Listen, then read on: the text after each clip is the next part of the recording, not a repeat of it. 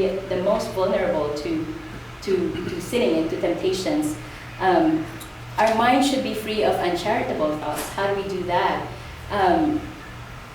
The world is quickly changing, right? And our culture and our way of thinking is, what's in it for me? The world is easily changing that. It's always about, me, myself, and I. We got iPads, iPhone, iPad, iWatch. We got everything now. And it's really teaching us to be about me. What is in it for me? And when we feel it doesn't bring us any benefit, that's usually the tendency, right? If it doesn't bring us any good, or if it doesn't bring any benefit to us, sometimes we ignore it, or sometimes we even blatantly say no right away if it doesn't benefit us. Again, uncharitable thoughts. So we should also keep our mind away from suspicion that can lead us to estranged relationships. Again, freedom has been taken away, way out of context. Everybody now thinks we can pick and choose, right, what we believe because of liberty or because of freedom, which is good. Freedom is a gift to us, I think, and it's almost like sometimes we feel we control our world, like it's everything's just in our control, and it has really led us to what? It has led us to many different sides and angles to the many various issues that we face. And what has it cost? Strange relationships. It has really estranged us farther and farther away from each other, because we could know, not to say that we can't have different opinions or different outlook in lives, but I think it's that thinking that it's for me. I truly believe this and this is what's right. I think it's that really makes us estranged from each other, because we could no longer even accept the other one's differences or opinions. We just either pull away from it or we react violently to it, and we've seen it happen. There's a lot of current things happening around us, and again, like Jeff said earlier, we just came from Dallas and over the weekend, and you feel it. You feel the tension. You feel the concern. You feel that there's sadness. There's fear, somewhat in some of the people that we were able to encounter there. But there was also hope. There was a lot of hope that we saw there. And again, it's that thinking of it's just all about me, and what I know is what is right. As adults especially, we have to be careful. Sometimes we feel we've been through everything and we know everything. It's nice to feel sometimes that even at our age, it doesn't even matter what age, that we could still learn. We could still learn from somebody. We could still learn, or we could even develop some new skills or whatever. Again, when we're weighing on things, we should just not forget to consult what God wants us to do. Another thing is that we love God with all our mind and soul when we use our mind according to God's truths and not according to the ways of the world. The way that we think or act must reflect the fact that we're not just living in this temporal world, but we are living for God's eternal kingdom. I think sometimes we're convinced that we're mortal beings. We forget that sometimes we think we won't die, or sometimes even if we think that we'll die, we just think that's the end of our journey. Do we still think about what happens to us after we die? It's easy to forget. Do we still believe that more than our physical, tangible bodies, we have a soul? Right? That we have a spiritual component to our being? Right? That we're not just this tangible flesh body? Right? That we either bury or cremate after we die? Right? Again, our decisions and choices must be guided by God's words in the Bible. How else could we keep our minds holy and free of it? We need to keep ourselves free from worry. Jeff mentioned earlier he's a warrior, and he is. And he's improved a lot over the last 10 years. But we have to believe if God is truly our highest ideal, we have to stop controlling our lives like we're the only ones that can solve our problems. We just went to the conference, like he said, in Dallas, and our theme this year in Couples for Christ is rejoice, pray, and give thanks. And when we go to those conferences, it always revolves around that theme. And one of the topics was, of course, about rejoicing despite of challenges, despite of everything. And then one of the talks specifically talked about do not worry. That was the title of the talk, do not worry. Because if you have a problem and you don't know what to do with it, why worry? You don't know what to do with it, right? Or if you have a problem and you know how to deal with it, then do it. But if you know how to deal with it, then why worry? You know how to deal with it, right? So there was one slide that was specifically shown for that. One of the slides also that was shared by the speaker said, it was interesting, worry saps life out of us, right? And it's true, it saps, S-A-P-S, right? It really saps the life out of us. And so he said, so how can we solve that? How can we not worry? And he said, through SAPS. It's S-A-A-P-S. And what does that stand for?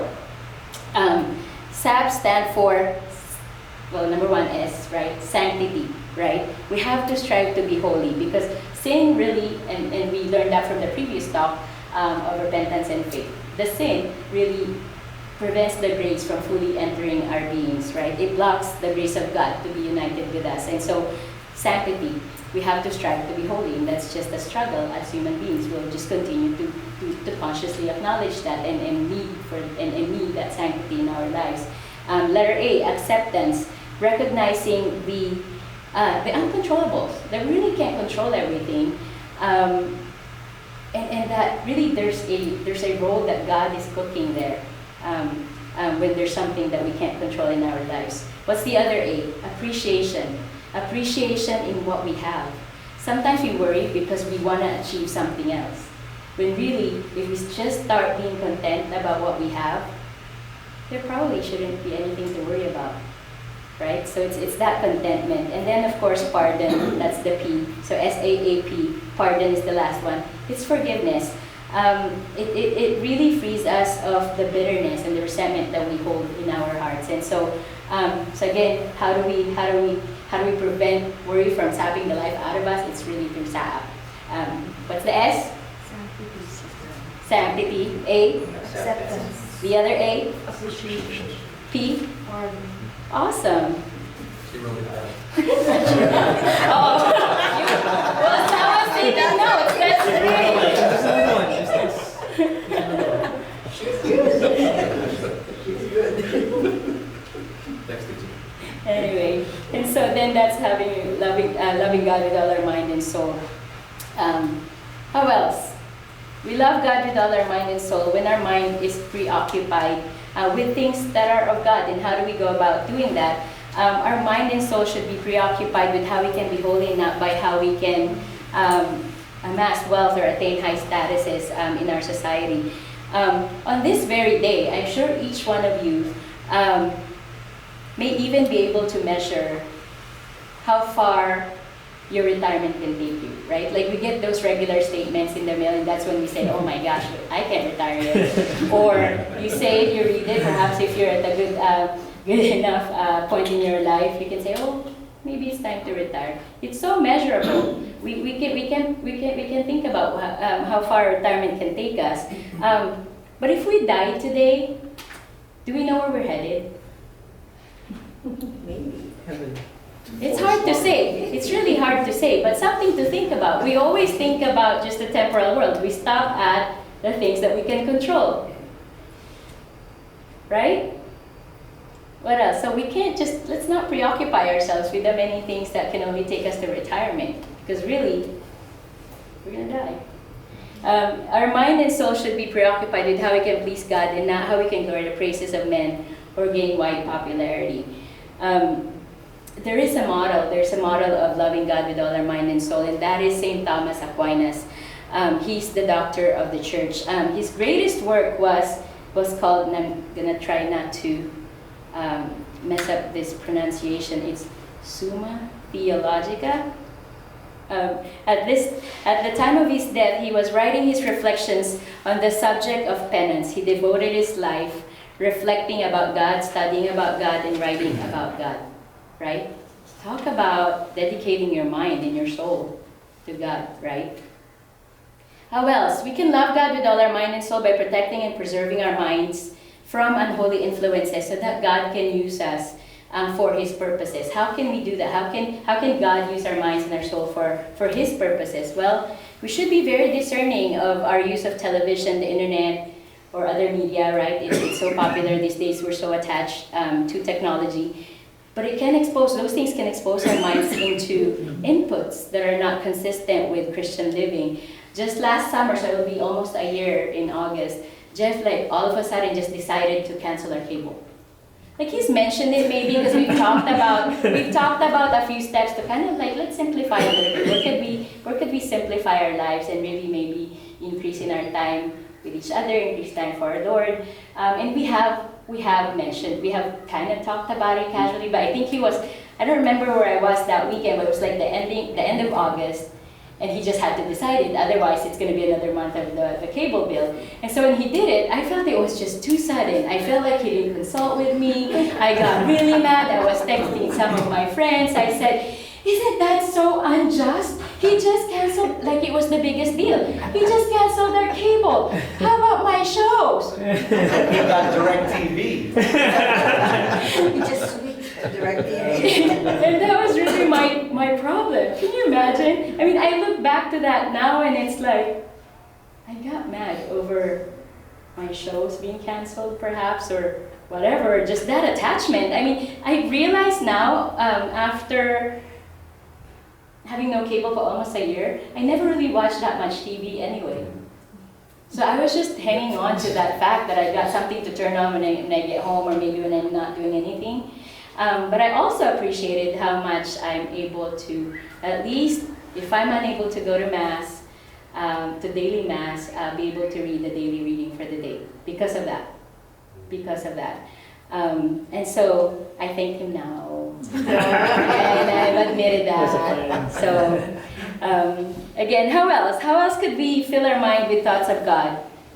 By reading the Bible, really, and other Christian literature, which can help form our Christian minds.